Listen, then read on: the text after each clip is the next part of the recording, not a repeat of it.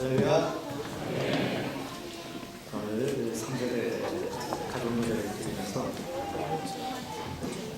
어떻게 보면 저희 교회의 한 식으로 신앙생활하시는 분들의 모든 문화를 보시라고 생각하십니다. 저희는 가족입니다. 큰 가족으로, 남솔 가족으로 천국까지 같이 가져야 할 그런 가족입니다. 이 남포의 가족 안에서 신앙생활을 하는 가운데 놀라운 은혜 받으시고, 또 우리가 세상에 빠지는 것이 아니라 믿음 잘 지킴으로 천국에서도 남포의 가족들이 다 될 수 있도록 우리가 서로 신앙에서 격려하며 이끌어주고 하심으로써 이 땅에서도 큰 복을 받아주시고 천국에서 다 같이 천국 시민들이 되시는 저희를 위해서는 좋겠습니다. 자, 우리 옆에 있는 분들 같이 한번 축복하시겠습니다. 우리 천국 시민으로 삽시다. 이렇게 한번 축복하시겠습니다. 천국 시민으로 삽시다.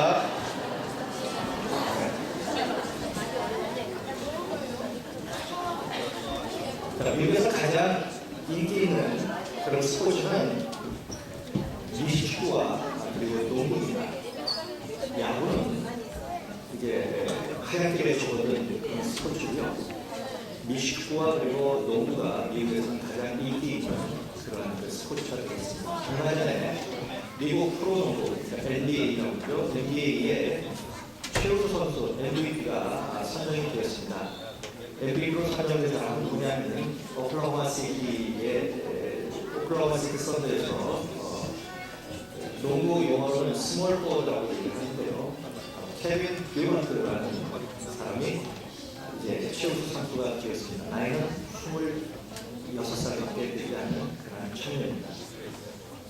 나이가 26살밖에 안 되는 청년이 미국 농구에서는 굉장히 칭찬을 받고 하는 그러한 농구 선수입니다. 무엇보다도 이 친구는 신앙심이 굉장히 좋은 친구입니다. 그리고 특히 사회의 기부를 굉장히 많이 하는 그런 선수로 유명합니다. 이 선수가 뛰고 있는 그 팀이 오클라호마 시티 선수인데요. 오클라호마 시티에 있는데 여기 평원 가운데 있는 곳이 있는데 토네이도가 있습니다. 그래서 얼마 전에 토네이도 분쟁과 피해를 입었는데 그때 이 선수가 100만 달러를 기부를 했습니다. 100만 달러를 기부해서 12억 원 정도 되는 그런 뿐만 아니라 정기적으로 아이들을 이제 후원하는 그런 선수도 유명합니다. 그냥 돈으로 후원하는 건 아니라 어려운 아이들을 집에 찾아가서 이제 위로하고 격려하고 꿈을 주는 그런 선수로 유명합니다. 엄청난 돈을 버는 프로농구 선수입니다. 그럼에도 불구하고 이 듀런트의 인생 좌우명이 있는데 이 좌우명을 이 친구는 자기의 몸에 문신을 새겨서 합니다. 그렇게 평생 살고자 그렇게 하는 거죠. 그의 좌우명은 이런 말입니다. 영어로 walk by faith, not by sight. 그러니까 인생을 눈에 보이는 그런 가시적인 것에 의해서 사는 게 아니라 믿음으로 살겠다 라고 하는 것이 이 친구의 신앙이고 좌우명입니다. 그런데 이 친구가 이렇게 될 때는 이 어머니의 영향력이 굉장히 컸습니다. 이 어머니는 흑인으로 21살에 미혼모가 되어서 이 듀런트를 낳습니다.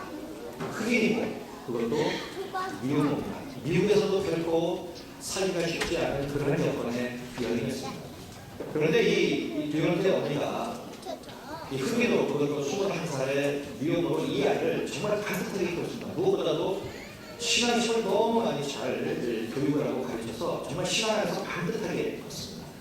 너무 가난하다 보니까 집도 아닌 박스 같은 그런 곳에서 아이를 키웠습니다.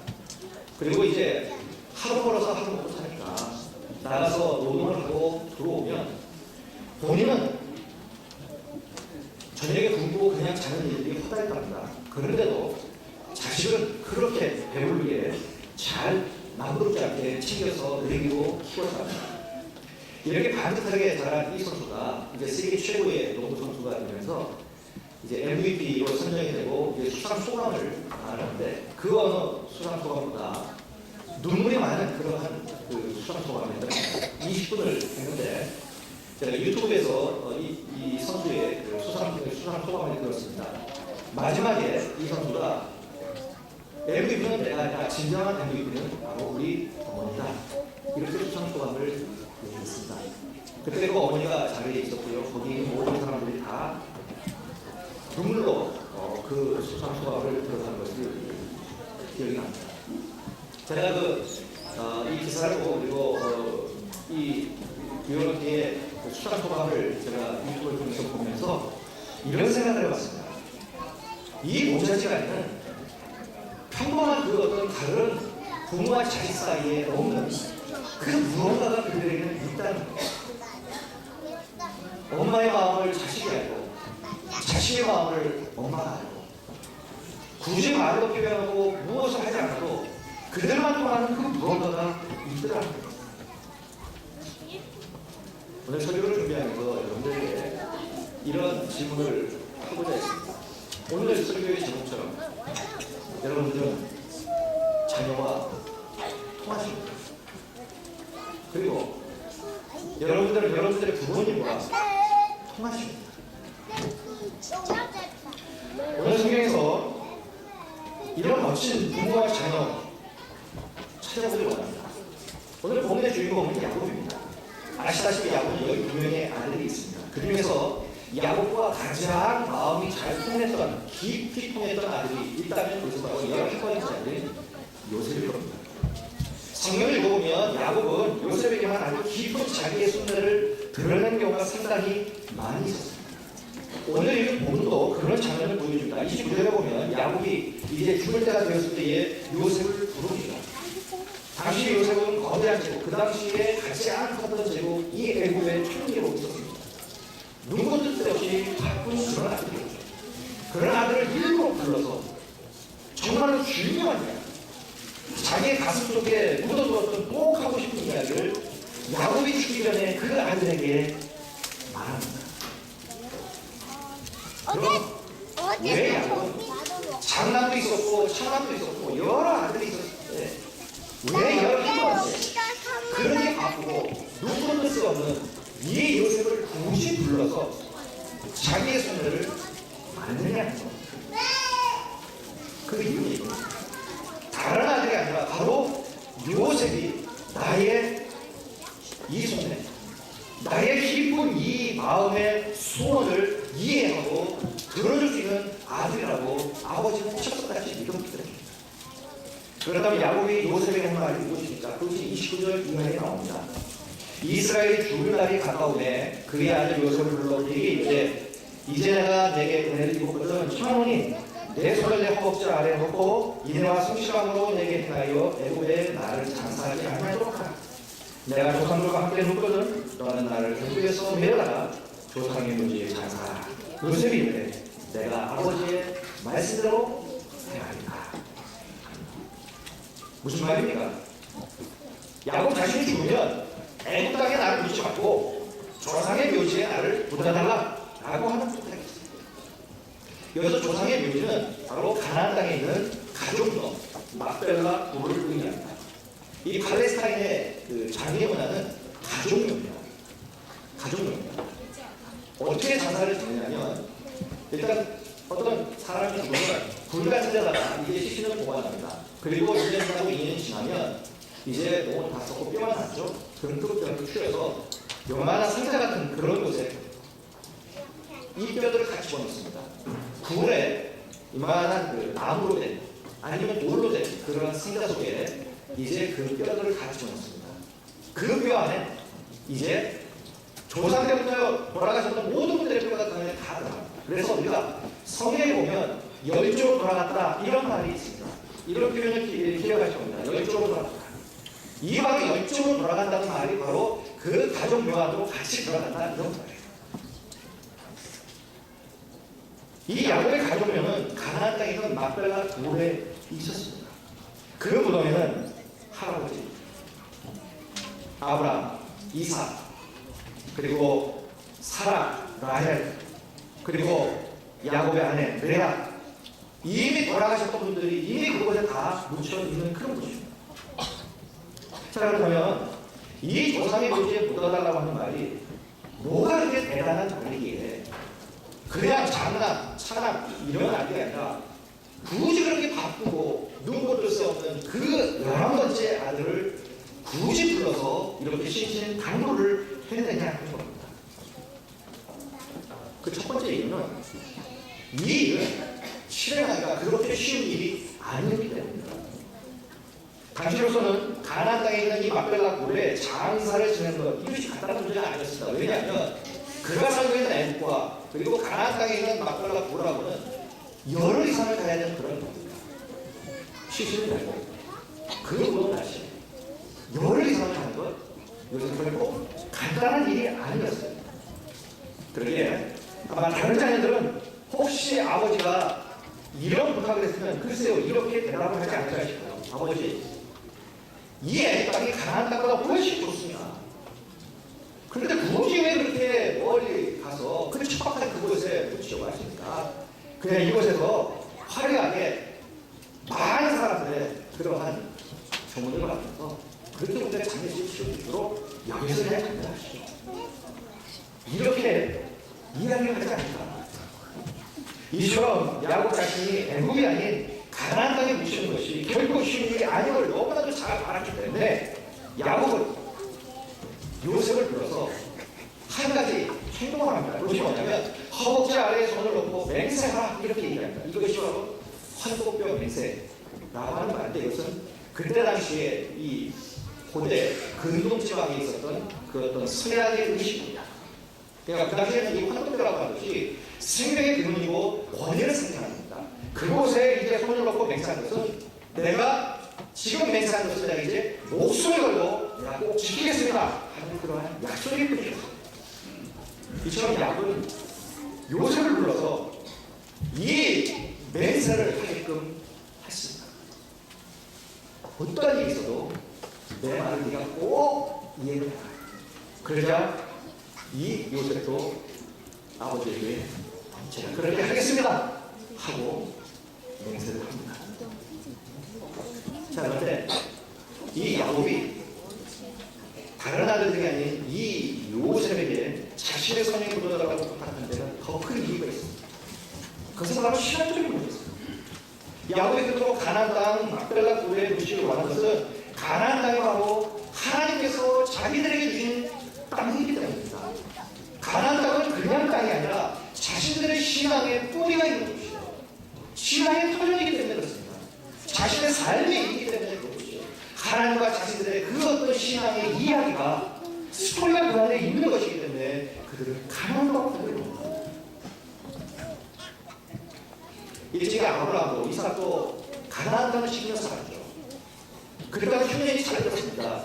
흉년이 들 때에 이 사람들은 흉년을 피해서 애국으로 내려가려고 합니다. 그럴 때마다 하나님께서 그들에게 나타나셔서 꼭 하신 말씀이 뭐였느냐? 너희는 가나안을 떠나지 마라. 이 말이 있어요.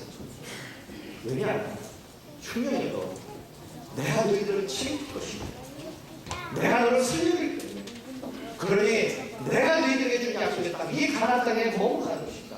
너희가 이곳에 있는 것이 너희들이 나를 향한 신앙의 고백의 하나의 표현이다.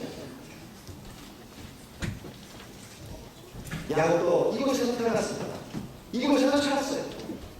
한때 외삼촌 라반의 집에서 살기도 했고 흉년을 피해서 이제 아들 요셉이 죽는다는 이 애국에 와서 17년을 살았지만 그가 이제 죽을 날이 가까워오자 그가 생각하는 거 이제 내가 있어야 할 곳은 이곳이 아니라 하나님께서 우리에게 약속하신 우리의 뿌리, 우리의 신앙의 뿌리 이제 가나안 땅으로 돌아갈 길을 그가 나갔다. 살아서는 못 가더라도 죽어서 몸뚱이라도 바로 신앙의 뿌리 그곳으로 돌아가기를 원했다. 이제 먼 여정을 끝내고 하나님의 품으로 돌아가기를 원했단 말이죠. 이 유언은 한마디로 말하면 하나님의 약속에 대한 강렬한 열정을 보여줍니다. 자, 그런데 이런 하나님의 약속에 대한 이러한 집념을 다른 아들들에게서는 찾아볼 수 없다고 이 아버지 야곱이 생각했던 것 같아요. 가나안 땅은 메마르고 척박해서 흉년이 자꾸 살기 힘든 땅이에요. 지금 애국에 사는 이 있다면 얼마나 좋겠냐는 거예요. 그래서 살아나게 되는 거예요. 그냥 여기서 자자손손 대대고 여기서 그냥 삽시다. 이렇게 이 얘기할 자식들이라고 이 아버지는 생각합니다. 그러므로 이 아버지는 다른 아들이 아닌 이 요셉, 이 요셉만이 내 마음을 이해해주고 나와 통하는 그러한 아들이라고 여깁니다. 그래서 그에게 그의 마지막 유언을 요셉의 마음과 이 야곱의 마음, 야곱의 신앙과 요셉의 신앙은 서로 통했어요. 그렇다면 요셉이 어떤 신앙을 가지길래 이 아버지와 이렇게 통했냐는 거예요. 나중에 보면요, 요셉이 이제 늙어서 세상을 떠날 데가 없다. 창세기는 요셉이 죽는 것으로 이야기가 끝나요. 그래서 창세기 50장 24절의 이하에 보면 이 요셉이 죽으면서 아버지가 했던 유언과 똑같은 유언을 그가 또 합니다. 이렇게 유언해요. 요셉이 그의 형제에게 이르되 나는 죽을 것이나 하나님이 당신들을 돌보시고 당신들을 이 땅에서 인도하여 내사 아브라함과 이삭과 야곱에게 맹세하신 땅에 이르게 하시기를 하고 요셉이 또 이스라엘 자손에게 맹세시키기 이르기를 하나님이 반드시 당신들을 돌보시니 당신들은 여기서 내 해골을 메고 올라가라 하라. 어디로 올라갈까? 가나안으로. 다시 말씀드립니다. 내가 죽으면 나도 아버지처럼 내 유고를 아버지가 주시는 그 가나안 땅 막글라그에 나도 묻어가라. 요셉은 그 세상에서 가장 살기 좋은 애국 땅 그리고 총리로 살고 있는 그곳에 미련이 없었어요. 요셉은 애국의 총리로 그 모든 부의 영화를 누리고 살았음에도 불구하고 그의 마음은 항상 어디 있었냐면 그의 신앙의 뿌리, 그의 삶의 터전은 가난했어요. 그러게 나도 죽으면 아버지가 나에게 유언했던 것처럼 나도 너희들에게 유언하는데 나도 아버지처럼 그것에 함께 묻어간다. 이것이 바로 요셉의 믿음이었고 이 믿음 안에서 이 부자지간 서로 동일한 같은 마음을 갖고 같은 소원을 갖고 같은 비전을 갖고 같은 하나님의 약속을 받고 살아요. 두 사람은 하나님 안에서 강력한 영적 유대감을 가지고 있었어요. 신앙적인 공통분모를 가지고 서로 통하는 그런 사람입니다. 그 아버지의 그 아들이었어요. 이런 요셉이 그는 아버지를 기쁘게 해드리는 그러한 아들이었어요. 31절 말씀 보시죠. 야곱이 또 이르되 내게 맹세하라 하매 그가 맹세하니 이스라엘의 침상 머리에서 하나님께 경배하니라. 요셉이 아버지에게 제가 아버지를 반드시 그렇게 내가 해드리겠습니다 라고 맹세하고 아버지는 그 말이 너무너무 감격스러워서 그 힘든 몸을 노후를 이끌고 침상 머리에서 하나님께 경배하며 감사드려요. 나중에 요셉은 아버지와의 약속대로 국장으로 아버지 야곱의 장례를 치고 아버지의 유언대로 수많은 사람들을 거느리고 가나안 땅 막벨라 훌에 가서 아버지를 그곳에 내잖아. 이렇게 야곱과 요셉은 정말로 잘 통하는 그러한 아버지와 아들이었어요.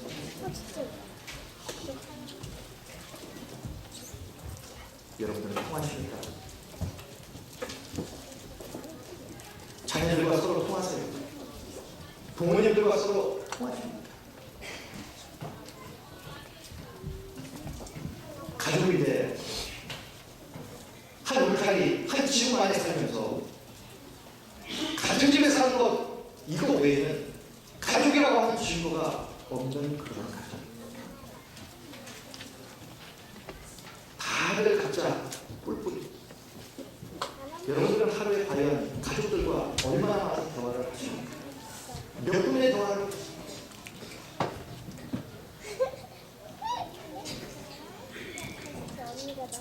대화보죠.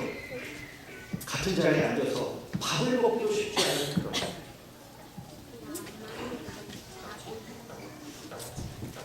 저도 노력을 하려고 무척 애를 씁니다. 이제 집에 가면 아무튼 붙잡고 대화를 하려고 이제 하죠. 이제 둘째 아들이 이제 고3이다 보니까 이제 늦게 옵니다. 이제 뭐 공부하고 이제 오면 12시간 넘어요. 12시간 넘어서 그때까지 기다립니다. 그때가 아니면 얼굴을 보시세요. 말할 수가 없습니다. 반년뿐이라도 얼굴 보고 대화를 하려고 기다립니다. 그러다 보면 뭐 한시 이문 이렇게 찾아요. 아무튼 통화하려고 노력을 하십니다. 그런데 정말 아버지와 아들이 이 야곱과 요셉보다 더 잘 통한 그러한 부자리가 있습니다. 그분들이 누구냐면 바로 하나님 아버지와 아들 예수님.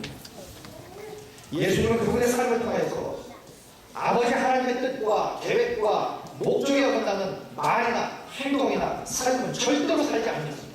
오직 아버지 하나님의 말씀과 뜻대로 아버지 하나님의 일을 철저하게 하셨습니다.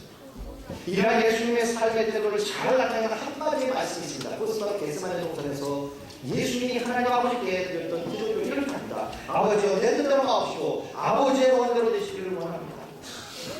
지금 예수님은 십자가에 달리시기 직전에 있는 거예요. 이제 죽어야 하는 때입니다. 그럼에도 불구하고 이 아들 예수님은 아버지의 뜻대로 하기를 원했어요.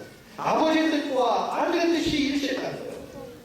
우리 인간들의 구원을 위해 십자가를 지르는 이 사랑의 계획과 아버지와 아들이 정확하게 일치했다.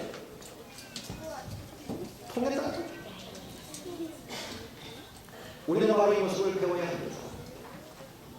오늘 이 자리에서 예배를 드리시는 부모님 여러분, 자녀들과 통할 수 있는 그런 공통부모가 있어야 합니다.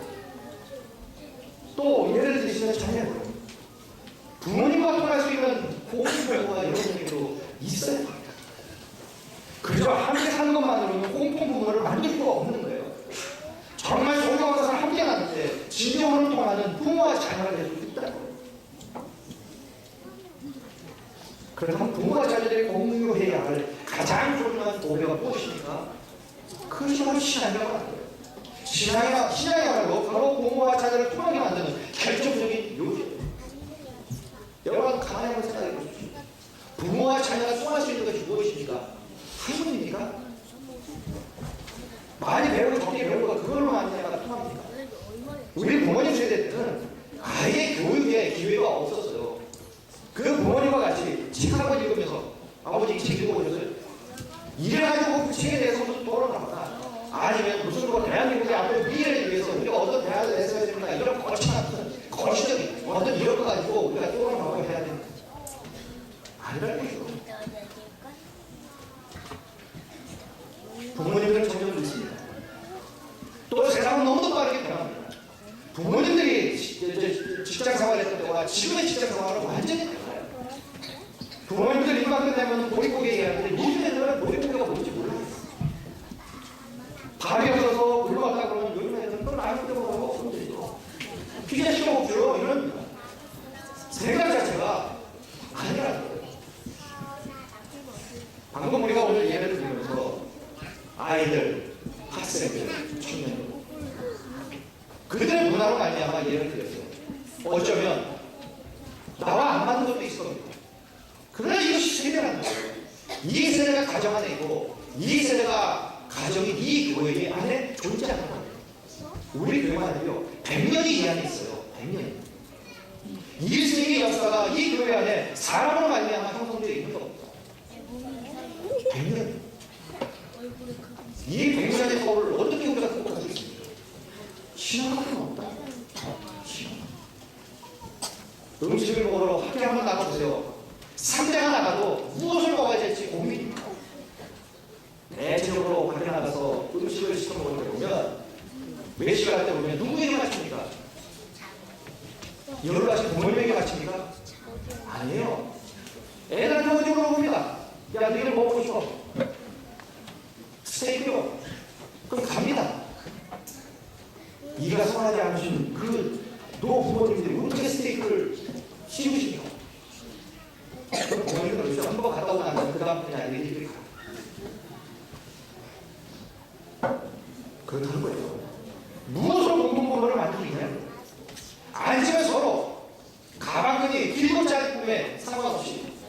조화를 만든 거하고 상관없이 통할 수 있는 게 아니에요.